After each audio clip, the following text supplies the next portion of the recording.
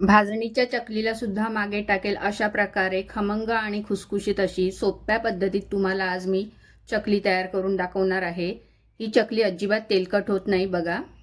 तर त्यासाठी लागणारे साहित्य आता मी तुम्हाला सांगते। 1 वाटी उडीद डाळ म्हणजे 125 ग्राम ही उडीद डाळ घेतली आहे।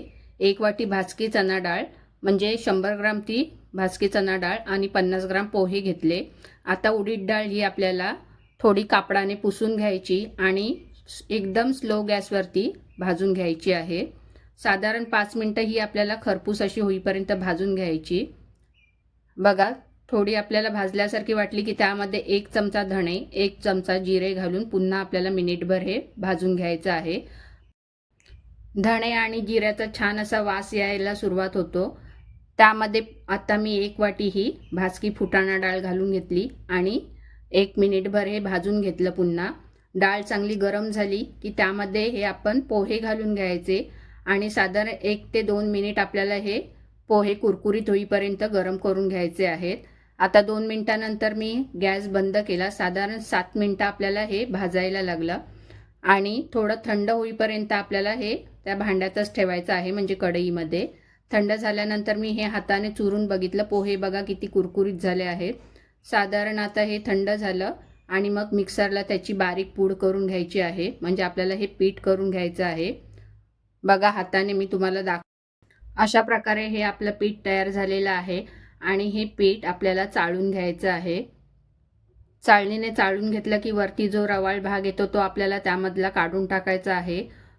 जर का आपण हे पीठ असंच घेतलं तर चकली नरम पडू शकते, म्हणून हा चाळलेला भाग काढून टाकायचा आणि त्यामध्ये मी 5 वाट्या तांदूळ पीठ घेतलं आहे। वाटीच्या साहाय्याने 5 वाट्या घेतला आहे आणि वजनी अर्धा किलो हे तांदूळ पीठ घेतलं आहे। तुमच्याकडे जे पीठ उपलब्ध असेल म्हणजे भाकरीचं किंवा आपण बाहेरून आणलेलं पीठ असेल तांदळाचं ते घेतलं तरी चालेल। आता त्यामध्ये 2 चमचे तीळ 1 चमचा ओवा ओवा हा हातावरती घेऊन थोडा चुरून टाकायचा म्हणजे त्याचा वास छान येतो आणि 2 चमचे भरून मी मीठ घातलं आहे। हे बघा हे 2 चमचे मीठ घातलं आहे। तुम्ही तुमच्या अंदाजानुसार मीठ घ्या। तर हे मीठ घालून घेतलं मी। तुम्हाला वाटेल आता मी 2 चमचे मीठ बोलले आणि हा दाखवताना 1.5 चमचाच दाखवते कारण की मी पहिला चमचा जो घेतला तो मी पूर्ण असा भरून घेतला आणि दुसरा तो अर्धा झाला, त्यामुळे हे तुम्हाला 1.5 चमचाच वाटतंय।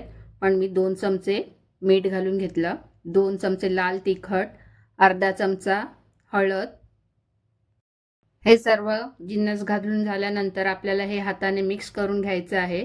छान असं मिक्स करायचं म्हणजे मीठ सर्व पिठाला लागून जाईल।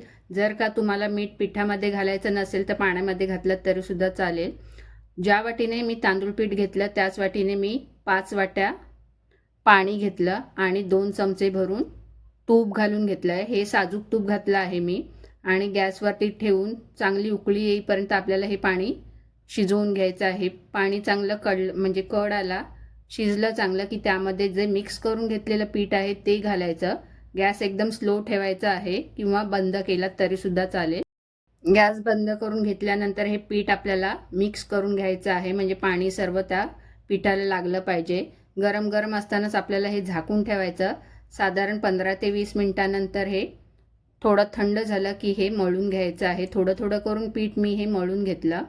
जर का आपल्याला कमी पाणी वाटत असेल तर थोडं 1-2 वाटी आपण हे पाणी गरम करून घ्यायचं। मी हे 2 वाटी पाणी घेतलं आहे गरम करून आणि जेवढं आपल्या हाताला सोसवेल तेवढंच पाणी गरम करून घ्यायचं आहे आणि हे गरम गरम पाण्याने मळून घ्यायचं। बघा हे थोडं थोडं करून मी पाणी घालून घेतलं आणि मळून घेतलं। साधारण हे पीठ मळायला मला 6 वाट्या पाणी लागलं टोटल। आता ह्या अशा प्रकारे पीठ मळून घ्यायचं आहे। थोडं थोडं करून मी सर्व हे एकत्र पीठ मळून घेतलं आणि बाकीचं पीठ मी झाकून ठेवलं आणि थोडं पीठ घेतलं आणि चांगलं मळून घेतलं। मळून घेतल्यानंतर चकलीचा साचा आहे त्याला तेल लावून घ्यायचं आणि हे पीठ चांगलं दाबून दाबून भरून घ्यायचं म्हणजे त्यामध्ये कुठे हवा ठेवायची नाही। मध्ये पोकळ ठेवलं तर मग चकल्या करताना मध्ये मध्ये तुटतात। चांगलं घट्ट असं दाबून आपल्याला चकलीचं पीठ हे साच्यामध्ये भरून घ्यायचं आहे। जोपर्यंत मी पीठ मळत होते हे म्हणजे साचा भरून घेत होते तिथपर्यंत गॅसवरती तेल गरम करत ठेवलेलं आहे। आता हे बघा असं घट्ट असं दाबून हे पीठ ह्या साच्यामध्ये भरून घ्यायचं।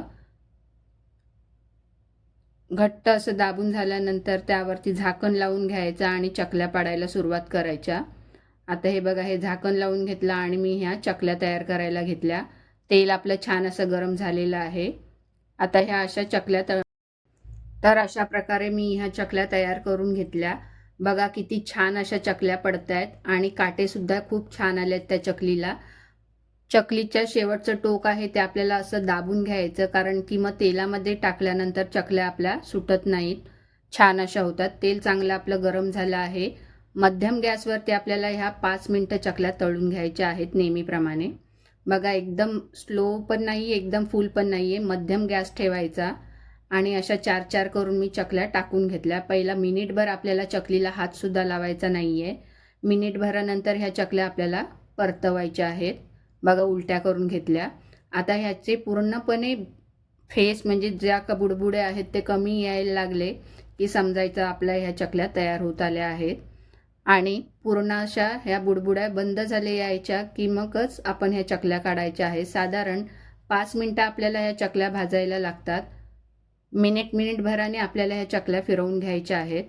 बघा, पूर्ण असे हे फेस यायचा बंद झालेला आहे आणि आपल्या ह्या चकल्या तयार झाल्या आहेत. कलरसुद्धा खूप छान येतो आणि चवीलासुद्धा खूप छान झाल्या आहेत.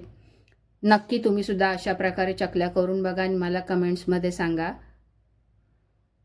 तर आता ह्या चकल्या आपल्या भाजून म्हणजे तळून झालेल्या आहेत. बघा, आता ह्या एक एक करून मी एकावर एक ठेवून काढून घेते आणि तेल चांगलं निथळवून घ्यायचं आहे. तेल थोडं पण त्यामध्ये ठेवायचं नाही, नंतर मग चकली थोडी थोडी नरम पडायला लागते आणि थोड्या दिवसानंतर तेलाचा वाससुद्धा येतो. तर छान असं हे तेल गरम झालेलं आहे बघा. आणि ह्या अशा प्रकारे मी थोड्या थोड्या करून चकल्या तळून घेतल्या आहेत. बघा, अशाच प्रकारे मी हे सर्व चकल्या तळून घेतल्या. साधारण आपल्याला चकली तळायला 5 मिनटं ही लागतातच. मध्यम गॅसवरतीच आपल्याला नेहमी चकल्या तळून घ्यायच्या आहेत.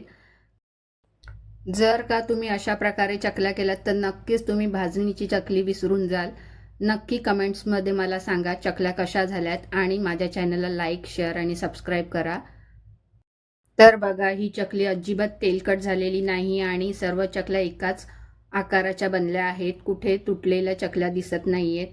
खरंच खूप छान आणि सुंदर अशा चवीच्या ह्या चकल्या तयार झाल्या आहेत. बघा, मी तुम्हाला एका टिश्यूवरती ही चकली ठेवून दाखवते. अजिबात तेलकट झालेली नाही आहे. जर का तुम्ही गॅस स्लो ठेवून जर फ्राय केलात तर त्या चकल्या खूप तेल खेचून घेतात आणि चकल्यासुद्धा नरम पडतात.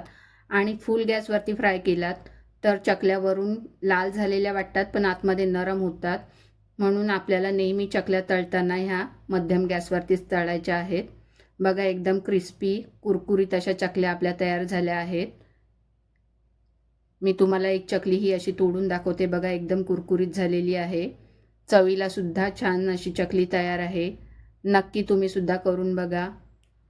रेसिपी पूर्ण बघितल्याबद्दल धन्यवाद.